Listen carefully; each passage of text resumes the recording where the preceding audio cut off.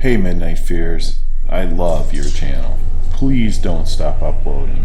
I have an eerie story that for the most part I've only told my family so far. I'm happy to share it with you, but please don't use my real name if you decide to put this into one of your videos.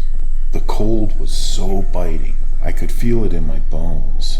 I had shacked up in an old motel in East Los Angeles while my house was getting an addition put on. I had basically spent every last penny I owned on this addition, and I only had a few bucks left to put myself up for a few days. So I found this rickety and rather dilapidated motel that offered me a room for next to nothing. All I had to do was spend a couple of nights there, right? The thing is, I didn't make it past night one. When I went to bed, I found myself pulling all the sheets and covers right up to my chin. It was freezing cold in there. I got out of bed and I went to the air vent. To be honest, I was surprised that a place like this even had central air. I took my room's garbage can and I turned it upside down and placed it on top of the vent. I hoped that would push the air back down and I could finally get some sleep. Maybe 15 minutes later, my eyes ripped open at the sound of a loud and terrifying banging at the door. The room was tiny, and I sat straight up in bed, pressing my back against the wall. I could see the door rattling as whoever was on the other side pounded their fists against it. The banging continued and continued and continued. It went on for at least a minute straight. I seriously believed somebody was just trying to break in. I was completely frozen, and I can remember praying that the door didn't bust open. The force was so great, I thought I was going to be murdered that night in this old broken down motel. Then, all of a sudden, the banging stopped. Silence fell over the room again. I was still on pins and needles. For all I knew, whoever was out there was going to burst through the window at any moment. I half expected that to happen and actually waited to hear the sound of the glass breaking. But then a minute passed, and then another minute, and then another. Nothing. I got up out of bed and I slowly walked to the door, making as little noise as possible. I crept up to the eye hole and peered through it. On the other side of the door stood a woman who looked like she had been injured. The motel room was on the second floor and it faced the road. The woman's outlined face barely illuminated by the streetlights far away. Her hair and her clothes were in tatters, as if she had been attacked by someone. But what was so eerie is that she simply stood there, motionless, with her eyes wide open and her mouth closed. She said nothing and stared intently at the door, as if she was looking right through it. I had this weird feeling that she could actually see me through the door. It was so cold in my motel room. Standing there, the cold started to grip my skin. I turned and I walked back towards my bed. I grabbed the chair next to the nightstand. I'd open the door, but only with something in my hands that I could use as a weapon if need be. I'm sure I could have taken her, but at this hour, who knew why she was standing outside? But when I returned to the door and I peered through the eye hole, she was gone. I looked around as much as I could through the eye hole, but she was nowhere to be seen. In fact, much of the motel that I could see around me seemed different than when I had arrived. It appeared even more decrepit and broken down. In the morning, I had spoken to the manager. He had said that he had not seen or checked in anyone after me. As I left, I commented on how cold it was. He looked at me like I was crazy, and then with a smirk, he replied that the air conditioner was not working. They tore the place down a few months later, and I have to admit, for some reason, I was relieved. Thank you, Midnight Fears. I hope you enjoyed my story.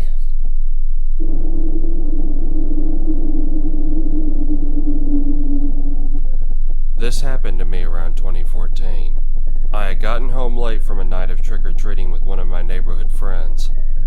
I was sitting on the couch watching TV as my mom and brother were saying goodbye to my uncle, who came over to pop out of the leaves in our yard to scare people who visited our house. As my uncle was leaving, I heard a loud crash. I paused the TV and ran outside to see what happened. From what I could see, There were people across the street running and screaming. I also saw someone lying down near a street light, but I couldn't really identify who it was. As I looked around, a cold burn flowed through my body and I felt my heart beating quickly. All of a sudden, my mom yelled and shoved me back into the house. A little while later, I heard a few ambulance and police sirens outside, but I didn't pay attention to it all that much since I'd become immersed in the movie I was watching. My mom came over and explained to me that the boy living across the street from me was hit by a pickup truck as he was crossing the street. She also told me that the driver didn't stop to see if he was okay and said that they think he might have been drunk. My heart was beating even faster at this point, and I had the urge to cry since I thought that he might have been killed. After my mom talked to me about what happened, I called my dad and we spent a good while talking about the incident.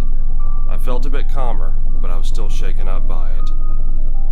I was eventually able to visit the boy in the hospital after I got out of an appointment over there. Aside from some broken bones and scratches, he seemed to be doing okay. I was surprised that he survived this whole ordeal, though from what some of his family members have told me, the only reason they think he survived was due to his size. You see, at the time of the incident, he was only 12 years old, but had a rather tall, muscular frame. To this day, unfortunately, neither the boys' families nor the police have found the driver of the pickup truck, though I'm just glad that nobody's lives were taken that night.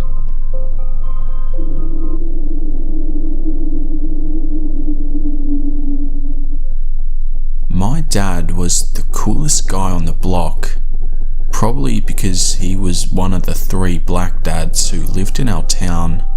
The population is around 98% Caucasian, and that's not an exaggeration. He was a state police officer, intimidating, wore Oakleys before the hipsters, and was generally a rough-sounding person. Damn, do I miss him. But the one thing he feared the most was Halloween. He would tell my sister and I stories at night about his life when he was in high school in Slum, New Jersey, and that every Halloween, crazy things would happen. He may have been pulling our legs a bit, but we didn't care. When Halloween would roll around, he would take us out while Mum stayed at home for the trick-or-treaters. One night, in 5th grade, Lexi and I were dressed as a witch and 50s poodle skirt girls. Dad held our hands, walking to the last street, when I realised I'd lost Mum's scarf. She loved that thing, so we walked all the way back towards the darker corner of our street. It's by the woods and a small stream, but when it's dark, you can't see anything. Dad said he'd seen something and walked towards it. When he got there, he was staring at something in the dark that we couldn't see.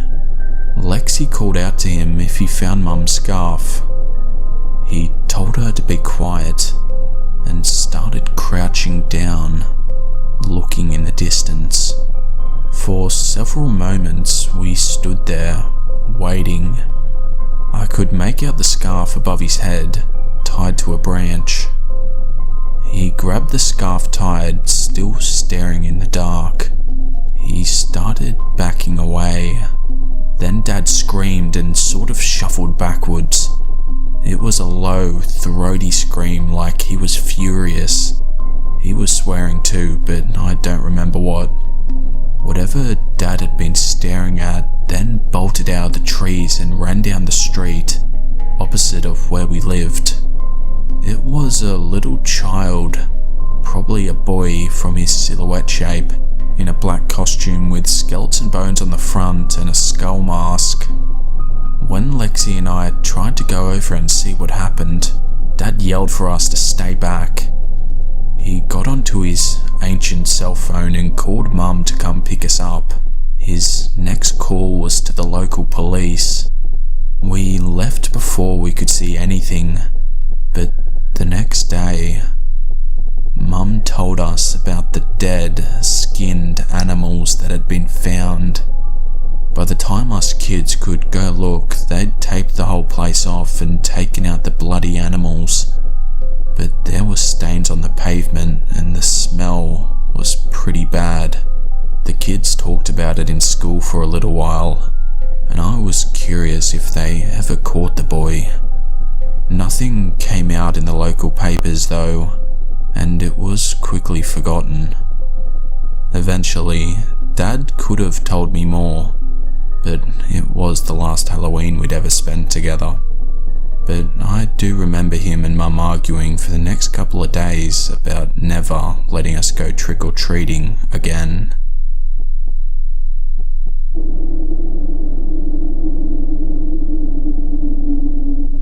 My best friend in the 9th grade was a girl I met in my locker. I met her in the middle of the term. Never knew how she got into my locker. Strangely enough, the night before I found her, I couldn't manage to get to sleep. You see, my area was notorious for being loud at night.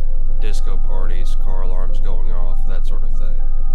Dad never managed to find much work, and so we were stuck where we were. That night was especially loud. First, the shouting. That didn't really scare me, but what did get me was the sound of glass shattering. Screaming followed, then silence. I was too scared to go to sleep. All I could do was huddle under my blanket. I passed out sometime around midnight. The first thing I did when I woke up that morning was run full pelt down the staircase. Mom and Dad were in the kitchen. Dad was hanging up decorations to get ready for the Christmas season, and Mom was laying on the couch, fast asleep and snoring. "Don't wake her up," my dad told me. "She's down with the flu. No lunch today, mate. You know I can't cook." I got to school just in time for the late bell and rushed to my locker. It was tiny, about the size of a torso. Fumbling with the key, I struggled to unlock it. The lock was old, rusty, and the complete opposite of pliable. Finally, I got it open and swung it wide open. She was crammed into the locker. Her neck looked broken, her back pushed against the bottom of the locker, and her neck twisting up at the corner. Her thighs were on the opposite side of her head, going up the side, and led to the knees that were impossibly broken, bent in a right angle to run along the top of the locker, then broken again in the middle of the tibia in another right angle. She looked like an irregular shape out of a demented geometry textbook.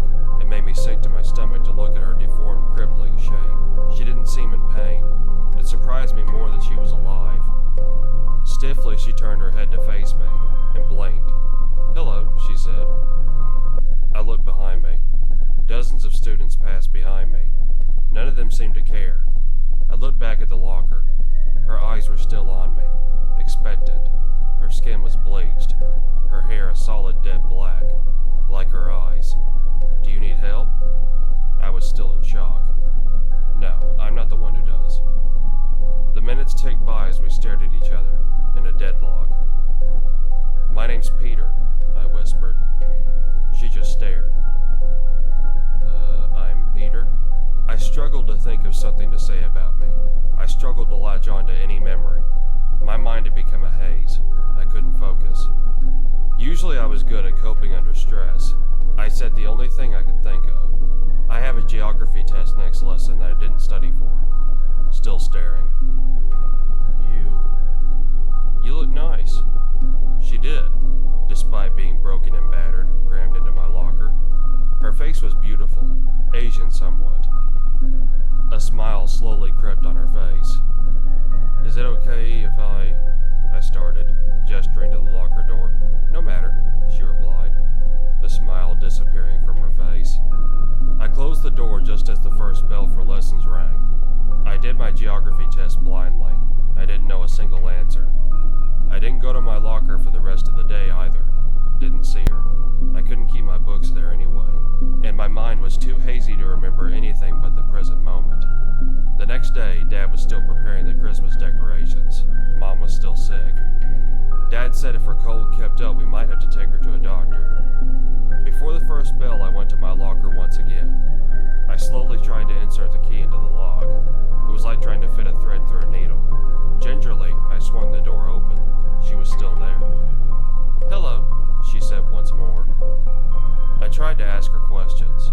Each time I did, she looked at me like I was speaking a different language. She looked confused. Her mind was as hazy as mine. But she was smiling. Not Not so much that it was noticeable, but a slight joy seemed to play on her lips. In the end, I said goodbye, closed the door, and went on my way. I aced the test. First break rolled around and I went back to my locker. No one was around. That was alright though. Some people had started giving me funny looks as I spoke to her before lesson. "Did you do that?" I asked. Her smile grew wider. She nodded vigorously, to the full extent that her broken, twisted neck would allow. This is the beginning. I'd ask her for small favors, tests and whatnot. No matter what I wrote down on the paper, even outright silly gibberish, it came back replaced with a perfect answer. She liked talking about me. It made her happy, I guess, to know someone outside her tiny space. Besides, she didn't know anything about herself. As the days went by, her smile grew wider and wider. The day before Christmas, I asked her for something special. There was another girl. Sarah was her name. She was really pretty, and I think she liked me too. I didn't have the courage to ask her to be my girlfriend. Then I told my new friend. Her smile, which had become so wide, completely disappeared. My gut wrenched at the sight. I wanted to apologize, but she nodded. I hesitantly closed the door and left. I couldn't go home just yet. I had to stay on after school. For something. I couldn't quite remember what. Maybe it was homework? Did I have detention? No, it couldn't be that. I was an obedient student. My memory had started to struggle as well. That afternoon was just an indecipherable mess in my head. Christmas morning, I woke up and rushed down the stairs, burst into the living room. Dad was hanging by a rope slung across the ceiling fan, his skin a pale white, crisscrossed with dark purple veins, his eyes popping out of their sockets. Mom had been thrown on the couch, splayed out, caked in blood and glass fragments, starting to rot as well. The stench of decay invaded my nostrils, overloading my head. Neurons that were never meant to fire did. I stood still, then blinked. Dad was midway through hanging the Christmas decorations. He stopped to stare at me. "You alright, chap? You look like you've seen a ghost." My eyes darted to Mom, asleep, snoring. My repressed breath slid through my gaping lips. "I'm sorry, sport. Old Nick didn't stop by yet. I have to finish up the decorations, see? He'll have stopped by once he come home." I went to school, dismissing what I saw. My head was still acting up after all. Minor hallucination, see? I know. School on Christmas? It was a program that my parents had enrolled me in. Education throughout holidays. We didn't have television or anything fun at home, and I really did like school. It was just, these days my head felt strange. I couldn't stay scared for long. I had to go see my new friend. I couldn't get the key in the lock fast enough. I threw the door open and it banged against another locker. I fell back to the ground and started screaming. Heads turned. More screams erupted from the flow of people behind me. Books were dropped, people stood stock still. Her neck crooked around the corner, tibia broken, back against the bottom of the locker. A pool of blood which had stagnated within flowed freely to the floor. "Sarah,"